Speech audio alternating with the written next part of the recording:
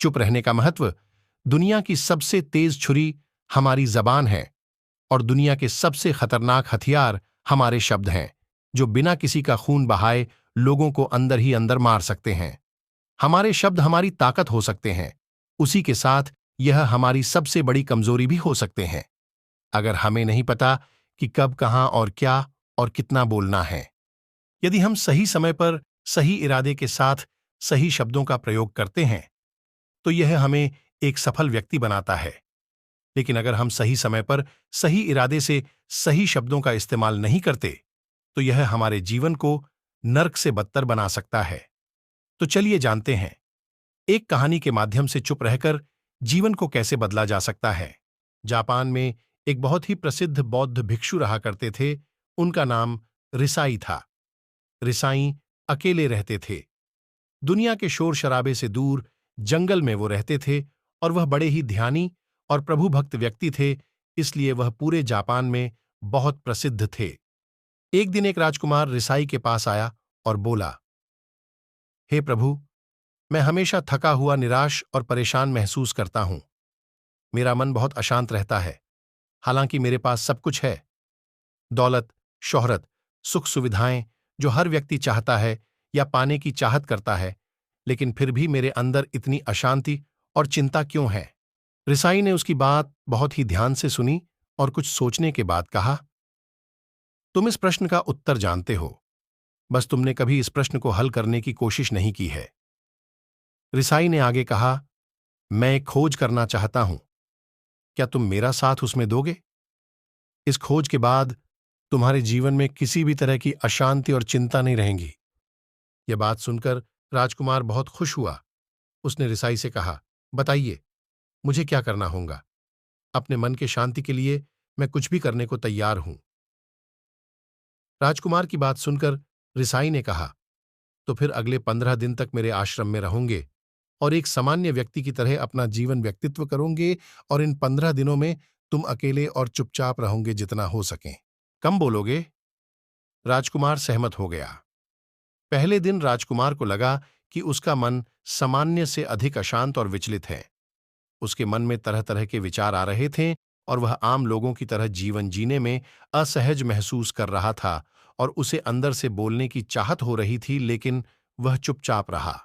उसके मुंह से एक शब्द भी नहीं निकला। अगले दिन वह वैसे ही पूरा दिन चुपचाप बैठा रहा। अगले 2-3 दिन बस वह चुपचाप बैठे रहता, लेकिन रात होते होते उसे अंदर ही अंदर शांति का अनुभव होने लगा। उसके लिए यह अनुभव अजीब था। वह खुद से पूछ रहा था कि वह अंदर ही अंदर इतना खुश क्यों है। अगले दिन राजकुमार अकेला चुपचाप बैठा रहा और वह प्रकृति को निहारने लगा। वह पौधों को, फूलों को, आकाश में उड़ रहे पक्षियों को देख रहा था। वह अपने जीवन में पहली बार यह अद्भुत दृश्य महसूस कर रहा था कि उसके आसपास कितनी सुंदरता है। अब वह दिन भर प्रकृति की सुंदरता को निहारता रहता और ताजगी महसूस करते रहने लगा था। इसी तरह से 10 दिन बीत गए थे और उसके मन की सारी बेचैनी, सारी हलचल और सभी तरह के तनाव गायब हो गए। 11वें दिन की सुबह राजकुमार फिर से एकांत में बैठ गया और कुछ ही मिनटों में उसकी आंखें अपने आप बंद हो गईं और वह गहरे ध्यान में चला गया। वह पूरे दिन वहीं पर ध्यान लगा के बैठा रहा और गहरे ध्यान में डूबा रहा। कोई शब्द, ना कोई चिंता। राजकुमार भीतर से असीम शांति और आनंद से भर गया। राजकुमार अपने बाकी के 4 दिन इसी तरह व्यतीत करने के बाद रिसाई के पास गया और उन्हें प्रणाम किया और बोला, हे भिक्षु महाराज, मुझे उत्तर मिल गया कि मेरे में इतनी उथल पुथल और चिंता में क्यों था। मैं जान गया कि मेरा मन इतनी अशांत और विचलित क्यों था। रिसाई ने मुस्कुराते हुए कहा, बताऊं, क्या उत्तर मिला तुम्हें? राजकुमार ने कहा, मैं जरूरत से ज्यादा बातें करता था। मैं किसी पर भी अपने शब्द और ऊर्जा व्यर्थ करता था। मैं दिन भर अपने लोगों से फालतू बातें करता और अकेले में उन्हीं लोगों के बारे में सोचता रहता था। ज्यादातर समय निगेटिव बातें सोचता रहता और इस तरह से मैं अपना समय बर्बाद कर देता था।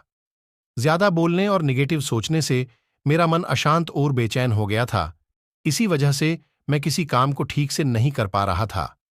जिसकी वजह से मैं हर काम में असफल होने लगा। और फिर इन्हीं लगातार मिलने वाली असफलताओं की वजह से ही मैं उदास और चिड़चिड़ा हो गया।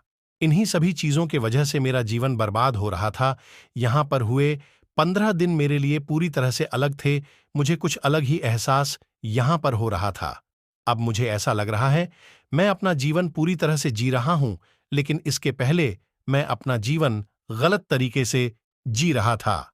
जीवन में खुद को जानना और समझना बहुत जरूरी होता है, जो मैंने पिछले 15 दिनों में अनुभव किया।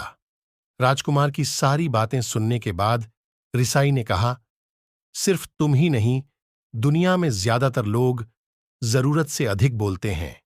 आज भी लोग ज्यादातर समय केवल दूसरों को नीचा दिखाने के लिए ही बर्बाद करते हैं। रिसाई ने राजकुमार को चुप रहने का महत्व समझाते हुए कहा, एक बार गौतम बुद्ध से उनके एक शिष्य ने पूछा, आप ज्यादातर चुप क्यों रहते हैं? तब बुद्ध उन्हें चुप रहने के फायदे को समझाते हैं। चुप रहने से व्यक्ति अंदर से अनंत शांति और गहराइयों में होता है। मौन अपने भीतर उतरने की पहली सीढ़ी है। मौन के बिना खुद को जानना असंभव है। खुद को जानने और समझने का पहला नियम है, मौन हो जाओ। कम बोलने का कोई भी नुकसान नहीं है, लेकिन यदि आप ज्यादा बोलते हैं तो आप अधिक गलतियां करते हैं। अगर व्यक्ति कम बोलना शुरू कर दें तो संसार की 90% मुसीबतें अपने आप खत्म हो जाएंगी। जिसने मौन रहने की कला जान ली, वो भीड़ में भी अकेले रहने कला जान लेता है। एकांत में तो आदमी आनंदित रहता है, दूसरों की उपस्थिति ही तो बेचैनी पैदा करती है। चुप रहने की शक्ति से अधिकतर ऊर्जा को बचा लोगे। अद्भुत शक्ति होती है। अगर हम सही समय पर सही शब्दों का प्रयोग करते हैं तो हम अपने जीवन को सकारात्मक दिशा में बदल सकते हैं। चुप रहने से हम अपने आत्मा की गहराइयों में जा सकते हैं और अंदर से शांति का अनुभव कर सकते हैं। इससे हम अपने विचारों और भावनाओं को साफ करके अपने जीवन को सकारात्मक बना सकते हैं। चुप रहने की कला हमें सीखनी चाहिए, ताकि हम अपने शब्दों का सही इस्तेमाल करके अपने और दूसरों के जीवन को सुधार सकें। उम्मीद करते हैं आपको हमारी मोटिवेशनल स्टोरी चुप रहने का महत्व पसंद आई होगी। हमारे चैनल को सब्सक्राइब कर लें ताकि ऐसी कहानियां मिलती रहें। धन्यवाद।